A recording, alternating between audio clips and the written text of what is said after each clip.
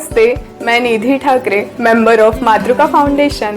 तो आप सभी का हमारे मातृका फाउंडेशन चैनल पे स्वागत है।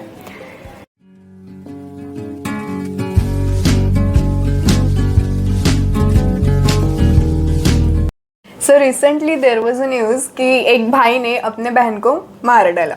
ही killed his sister and the reason was कि उसको फर्स्ट टाइम पीरियड्स आए तो ब्लड स्टेनिंग हुआ उसके क्लोथ्स पे, तो उसको लगा कि उसके बहन ने किसी के साथ सेक्स किया, तो इस रीजन से उसने उसके बहन को मार डाला।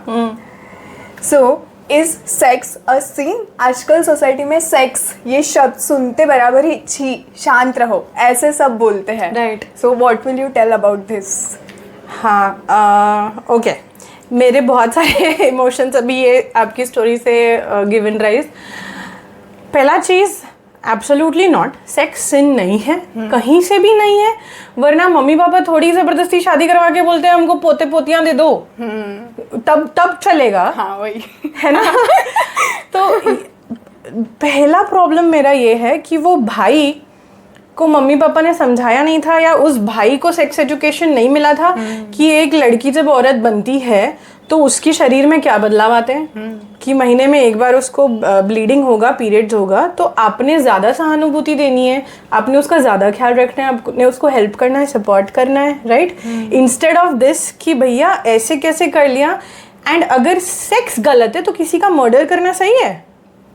वो सिन नहीं है, या किसी पे हाथ भी उठाना, है ना। इवन इफ वो लड़की ने कहीं किसी के साथ इंटरकोर्स किया होता, सेक्स किया होता, तो भी किसी और इंसान का कितना हक है दूसरे इंसान को अपनी मर्जी से चलवाना, बराबर, भले वो भाई ही क्यों ना हो, राइट। तो मैं ये सोच रही हूँ कि वो माँ बाप की क्या मानसिकता होगी कि ये चीज़ भाई का परमिटेड था लेकिन बेटी का नहीं। प्लस अगर घर में या स्कूल में सेक्स एजुकेशन हुई होती, उसको समझ में आता है कि मेंस्ट्रुअल साइकिल क्या है, पीरियड्स क्या है, ब्लीडिंग में क्या होता है, क्यों होती है ब्लीडिंग, औरतों को हर महीने होती है। पीरियड इटसेल्फ इतना बड़ा प्रॉब्लमेटिक इशू हो जाता है क्योंकि औरतों को पेट दर्द होना, क्रैम्प्स होना, हैवी ब्लड लॉस होना, कमज़ोरी, वीकनेस, क्या क्या हो जाती है। उसके बावजूद हम जिंदगी ऐसे जीते जैसे सब कुछ ठीक है, आदमियों की बराबरी में जीते हैं, राइट। जबकि पीरियड्स के पहले हार्मोनल चेंजेस की वजह से मूड स्विंग्स आते हैं, पीएमएस के इश्यूज आते हैं, चिड़चिड़ापन होता है, डिप्रेशन सा सैडनेस लगता है। उसके बावजूद औरतें इतना काम कर लेती हैं कि पता ही नहीं चल रहा है कोई इशू है। तो ये चीज कौन समझाएगा यंग आदमियों को या लड़कों को, हमारे बच्चों को? सिर्फ लड़कियों को समझाया जाए ऐसा काफी है क्या? अगर समझ लो वो लड़का एजुकेटेड होता या मम्मी पापा ने उसे ये चीज समझाई होती तो कितना अलग इंसान हो चुका होता वो। शायद उसकी बीवी भी खुश होती शायद उससे बहन का तो एनी विच वेज, है ना। तो यस, ये दोनों चीज़ें बहुत बहुत ज़्यादा ज़रूरी है कि आप सिर्फ लड़कियों को ही नहीं, लड़कों को भी समझाएं कि पीरियड्स क्या है, सेक्स एजुकेशन क्या है, शरीर कैसा बदलता है, आदमियों का भी और औरतों का भी। लड़कों से आदमी बन रहे हैं, लड़कियां से औरतें बन रही हैं, राइट। तो क्या बदलाव है वो लड़कों को भी समझना जरूरी है। और एक क्वेश्चन था मेरा कि सेक्स बिफोर मैरिज, ये is it correct or not? If yes, why? If no, why? Right. ये एक बहुत ही पर्सनलाइज्ड क्वेश्चन हुआ, बट मैं एक साइंटिफिकली भी अप्रोच करना चाहूँगी इस चीज़ को, एज अ डॉक्टर भी मैं बोलना चाहूँगी कि जैसे जैसे नेचर आपका बॉडी बदलता है, जैसे आपको पीरियड्स आने लग गए, मतलब बाय डिफ़ॉल्ट नेचर के हिसाब से, कुदरत के हिसाब से आप गर्भवती हो सकते हैं, आप प्रेग्नेंट हो सकते हैं। एक बार आपको पीरियड्स चालू हो गए, राइट। एक बार लड़कों को नाइटफॉल चालू हो गया, मतलब उनका जो स्पर्म्स है, उनकी जो बीजें हैं, वो किसी और को प्रेग्नेंट कर सकते हैं, राइट। तो इवन इफ शादी के पहले आपका सेक्सुअल संबंध है किसी के साथ, मेरा ओपिनियन ये रहेगा कि आपकी उम्र क्या है उस समय, राइट। लाइक आई सेड कि आपको 21 से 23 के बीच में आपका कंप्लीटली ब्रेन डेवलप होगा, तो उसके पहले तो आपको वैसे ही समझ नहीं है। उसके बाद it would not be a bad thing to just see कि एक्चुअली सेक्स क्या है, राइट। बट वो इंसान सही होना चाहिए, बराबर। कई बार मेरे पास अभी ऐसे फीमेल्स आ रहे हैं जिनको अरेंज मैरिजेस हुई है, ओके, और अरेंज मैरिज हुई, उसके पहले पता भी नहीं था, मम्मी पापा ने तो बोल रखा था कि लड़कों ने तुमको छूना भी नहीं है, दूर रहना, and things like that. And अभी सडनली उस बच्ची की किसी और के साथ, अजनबी के साथ शादी करा दी, और अब बोलते हैं कि वो अजनबी के साथ आप बेड भी शेयर करो, उनके साथ सो भी, उनको आपको हाथ भी लगाने दो, आपके प्राइवेट प्लेसेस में भी हाथ लगाने दो, और हमको बच्चे भी चाहिए, करेक्ट। तो अचानक से एक रात में वो लड़की की पूरी वृत्ति कैसे चेंज होगी, उसकी थॉट प्रोसेस कैसे चेंज होगी।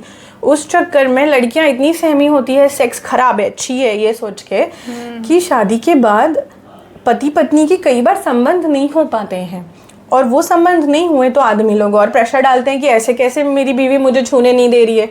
तो उस चक्कर में इतने वैवाहिक इश्यूज हुए हैं, इतने मैरिटल प्रॉब्लम्स हुए हैं, जिसके लिए लोग आते हैं फिर काउंसलिंग के लिए। एंड तब मुझे समझ में आता है कि ये साइकोलॉजी यहाँ से आ रही है कि क्यों औरतें अभी भी हेजिटेट कर रहे हैं, लाइक।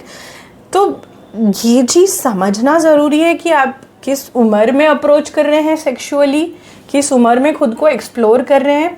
एंड औरतों को भी ये चीज़ समझना ज़रूरी है कि मेरी बॉडी अभी एक सेंशुअल बॉडी है, मतलब मुझे किस तरीके से छुआ जाएगा उससे मेरी बॉडी भी रिस्पॉन्ड करेगी। तो मेरे शरीर को क्या पसंद है, क्या नहीं पसंद है, वो मुझे कैसे पता चलेगा, राइट। तो गुड टच समझाना, बैड टच समझाना, किसी ने मुझे कैसे हाथ लगाया ये चीज़ समझाना, और वो किसी जिसने हाथ लगाया वो कितना हकदार है इस चीज़ का, ये चीज़ समझाना ज़रूरी है। एक उम्र के बाद आप इंसान को नहीं बोल सकते कि तुम ये मत करो, तुम ये मत करो, ऐसा मत करो। अभी 15-16 साल की उम्र में मम्मी पापा को बच्चे बैक आंसर करने लग जाते हैं कि आप ऐसे कैसे बोल रहे हो, आप तो ऐसा करते हो, मैं क्यों नहीं करूँ, राइट। तो जब अडल्ट हो जाएगा, लीगली कमाने लगेंगे, बाहर जाके रहेंगे, तो आप कैसे उनको कह सकते हो कि आप शादी के पहले सेक्स मत करो। आप बोलोगे तो वो शायद आपको बताएंगे कि हमने नहीं किया, छुप छुप के रहेंगे, बट करेंगे। और जितना छुप छुप के रहेंगे उतना कम डॉक्टर्स के पास जाएंगे, तो उतना कम अगर सेक्सुअली ट्रांसमिटेड डिजीज हुआ तो आपके पास नहीं पहुंचेंगे, प्रेगनेंसी हुई तो आपके पास नहीं पहुंचेंगे, हेजिटेशन होगा गायनेकोलॉजिस्ट के पास जाने के लिए कि डॉक्टर भी मुझे जज करेगा। तो एज अ डॉक्टर ये तो मैं बिल्कुल नहीं बोलूँगी कि ये टैबू है, ये ख़राब है, नहीं। एज अ डॉक्टर मैं ये बोलूँगी कि आपने एक्सप्लोर करना है आपकी बॉडी, आपने समझना है आपकी बॉडी, और उसी हिसाब से सामने वाले को समझना है कि इसको मैं कितना हक दूँ मेरी बॉडी के साथ, दैट।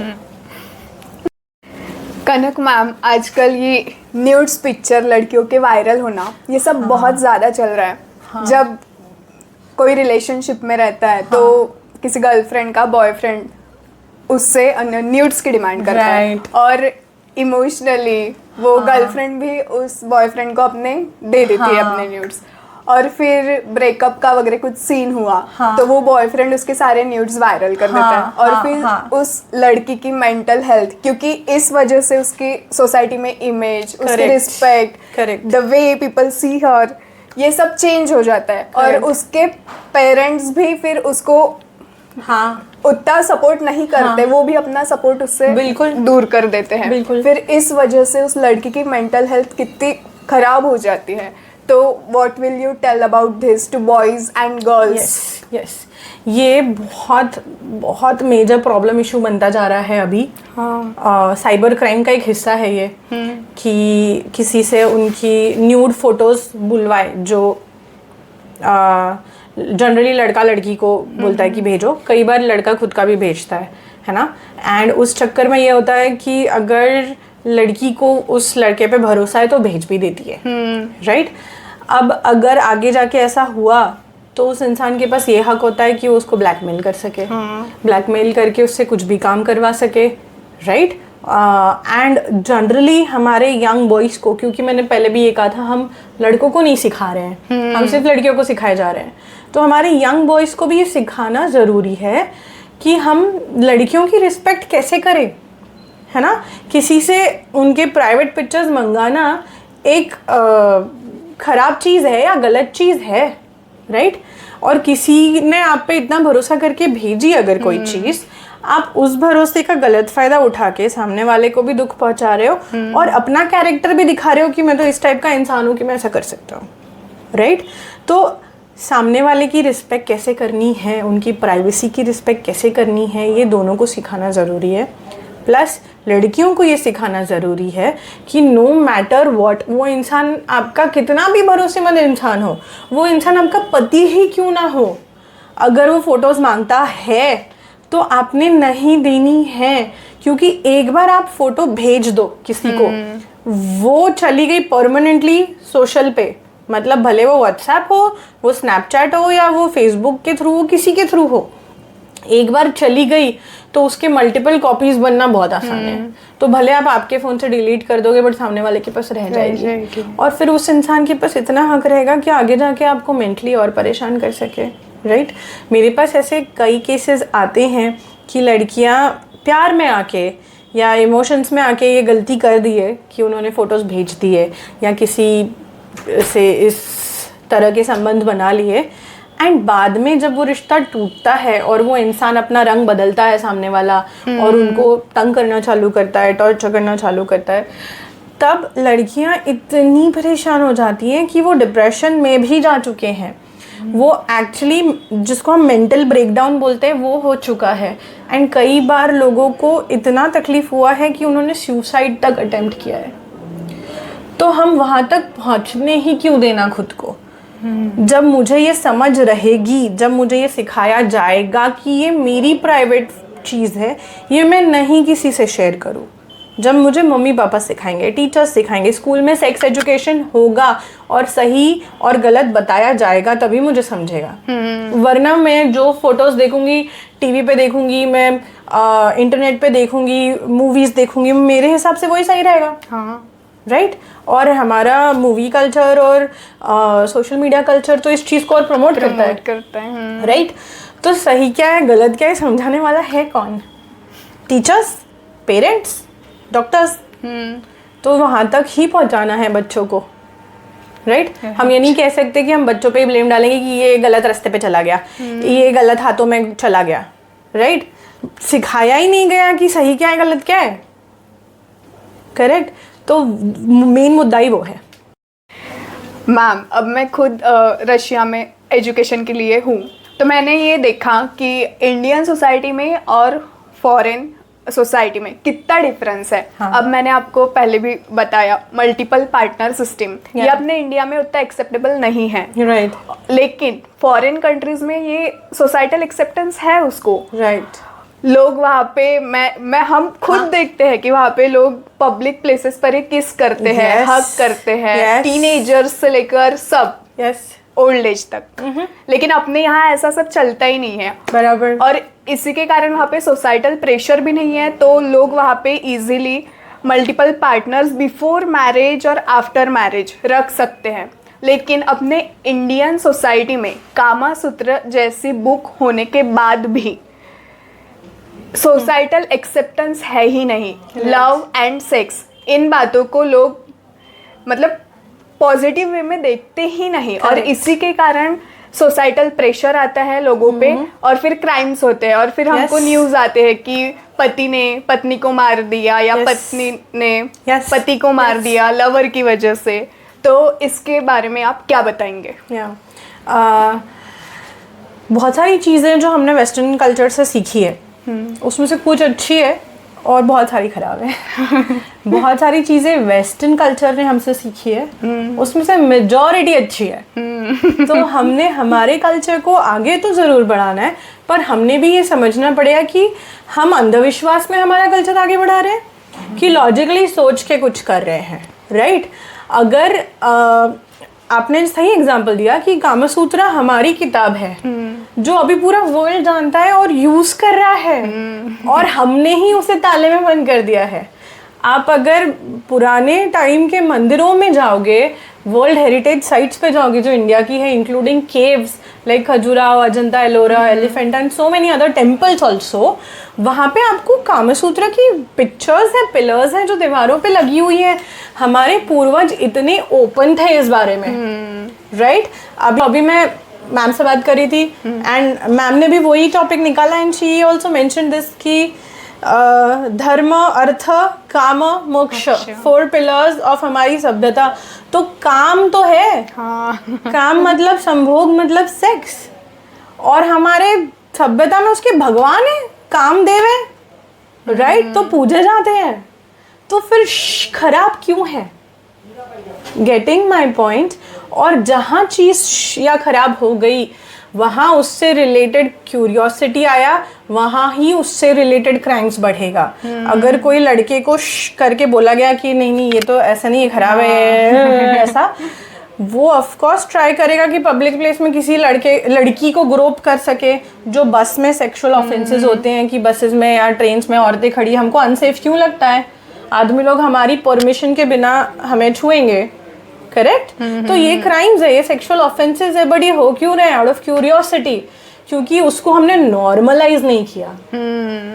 जितना वो नॉर्मल होगा, जितना हम खुलेआम उस बारे में बात कर सकेंगे, उतना ही वहाँ से नेगेटिविटी, वहाँ से क्राइम, वहाँ से वो थॉट प्रोसेस हट जाएगी, करेक्ट? एंड दूसरी चीज़ ये मैं ऐड करना चाहूँगी यहाँ पे कि हमारे कल्चर में ये भी बहुत है कि भैया पब्लिक प्लेस में हाथ ही मत पकड़ो, किस करना तो दूर की बात है, हग करना दूर की बात है, बट खुलेआम हम चिल्ला चिल्ला के झगड़ा जरूर करेंगे।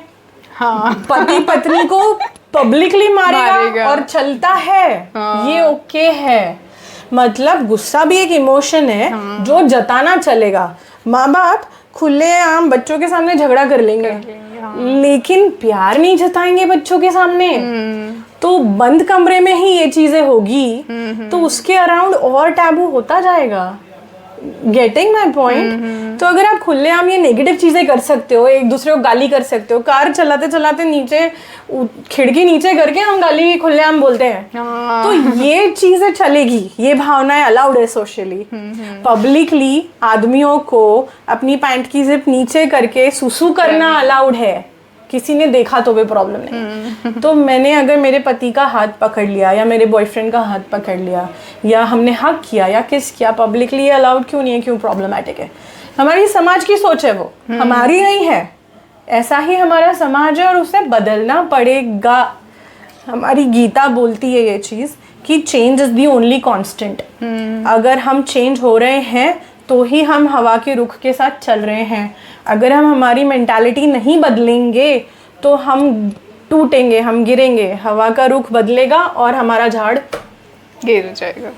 सो हमको समय के साथ झुक के उस दिशा में खुद की सोच बदलनी पड़ेगी। और पेरेंट्स भी घर पे टीवी पे अगर कोई ऐसे सीन्स आए, बच्चे रहे तो उसको चेंज कर देते हैं। उनको बताते ही नहीं है कि व्हाट इज लव, क्या है, व्हाट इज सेक्स। करेक्ट, सही गलत की समझ घर से शुरू करनी है ना? और तभी पेरेंट्स खुल्लम खुल्ला टीचर्स को भी बोल पाएंगे कि देखिए हम घर पे ऐसी बातें कर रहे हैं, तो आप भी स्कूल में बच्चों को ये सब समझाइए। या बायोलॉजी में ये चैप्टर है तो उस बारे में आप खुल के बात कीजिए। हम चाह रहे हैं हमारे बच्चों को ये समझे, जिससे कि वो गलत हाथों में ना जाए। और रेप केसेस भी थोड़े कम हो जाए। लेकिन हम पेरेंट्स ये करेंगे कि हम सिर्फ ये पड़ोसियों से बात करते करते बोलेंगे, अरे त्याचा मुलगा वाया गेला, ये इनका बेटा बहुत बिगड़ा हुआ है, ये ड्रग्स करता है, ये सिगरेट करता है। अरे पर सिखा कहाँ से?